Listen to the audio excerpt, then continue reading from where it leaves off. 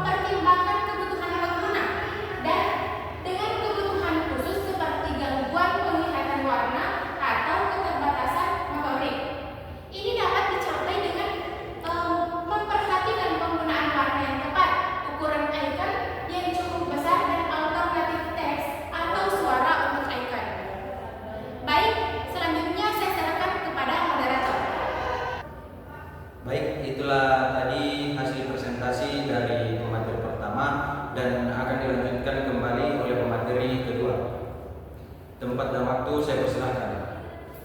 Baik, terima kasih atas kesempatannya. Di sini saya akan melanjutkan pemaparan materi mengenai interface berbasis icon. Jadi di sini yang pertama adalah perancangan interface berbasis icon. Perancangan interface berbasis icon ini merupakan proses yang kompleks dan melibatkan beberapa tahapan penting. Adapun tahapan atau penjelasan mengenai tahapan dalam perancangan interface ini adalah yang pertama, analisis kebutuhan pengguna. Yang pertama itu mengidentifikasi target pengguna dan karakteristik mereka, misalnya usia, latar belakang, kemampuan teknis, dan lain-lain. Yang kedua, memahami konteks penggunaan dan tugas-tugas yang harus dilakukan oleh pengguna dalam sistem atau aplikasi. Yang ketiga, menentukan jenis icon yang diperlukan dan fungsi atau objek yang harus diwakili oleh icon. Yang keempat, mengumpulkan umpan balik dan masukan dari pengguna potensial.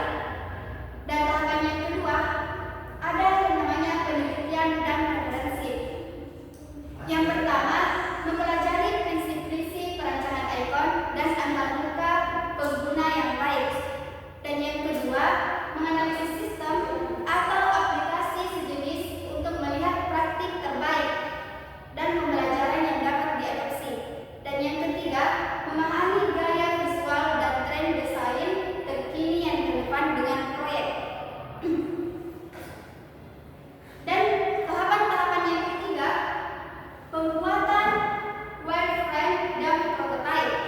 Yang pertama itu membuat skema atau sketsa kasar untuk merencanakan tata letak dan hierarki icon. Dan yang kedua, membuat prototipe digital sederhana menggunakan perangkat lunak, perancangan antarmuka atau prototyping. Dan yang ketiga, melibatkan umpan balik dari pengguna potensial dan melakukan iterasi desain berdasarkan masukan tersebut. Dan tahapan yang keempat, perancangan icon. Yang pertama itu menentukan gaya visual yang konsisten untuk seluruh set icon, misalnya bentuk, warna, ketebalan garis, dan lain-lain. Dan yang kedua, merancang icon-icon individual yang jelas dan mudah dikenali maknanya. Dan yang ketiga, memastikan icon bekerja dengan baik dalam berbagai ukuran dan resolusi layar. Dan yang keempat, melakukan iterasi dan penyempurnaan desain icon berdasarkan umpan balik. Adapun tahapan yang kelima, yaitu pengembangan dan integrasi. Yang pertama, setelah desain icon selesai, tahap berikutnya adalah mengintegrasikan icon-icon tersebut ke dalam interface. Dan yang kedua, mengembangkan antarmuka pengguna secara keseluruhan dengan memasukkan icon-icon yang telah dirancang. Dan yang ketiga, memastikan konsistensi penggunaan icon di seluruh sistem atau aplikasi. Dan yang keempat, mengimplementasikan interaksi dan umpan balik visual yang sesuai untuk icon-icon tersebut. Adapun tahapan yang keenam, yaitu pengujian usabilitas. Yang pertama itu melakukan pengujian dengan pengguna nyata dalam lingkungan yang realistis. Dan yang kedua, mengamati perilaku pengguna dan mengidentifikasi masalah atau kesulitan yang dialami. Yang ketiga, mengumpulkan umpan balik dan saran perbaikan dari pengguna. Dan tahapan yang ketujuh, iterasi dan penyempurnaan. Yang pertama itu menganalisis masalah yang teridentifikasi dan mencari solusi yang tepat. Dan yang kedua, melakukan perbaikan desain icon atau tata letak dan interaksi sesuai dengan masukan dari pengguna. Dan yang ketiga, melakukan pengujian ulang jika diperlukan untuk memastikan perbaikan yang dilakukan efektif. Baik itulah yang semua saya paparkan. Saya kembalikan ke moderator. Baik, itulah tadi hasil presentasi dari pemateri kedua, dan langsung saja akan dilanjutkan oleh pemateri ketiga. Dengan ini saya persilahkan. Terima kasih atas kesempatan yang telah diberikan kepada saya. Saya pemateri ketiga ingin menjelaskan apa itu studi kasus interface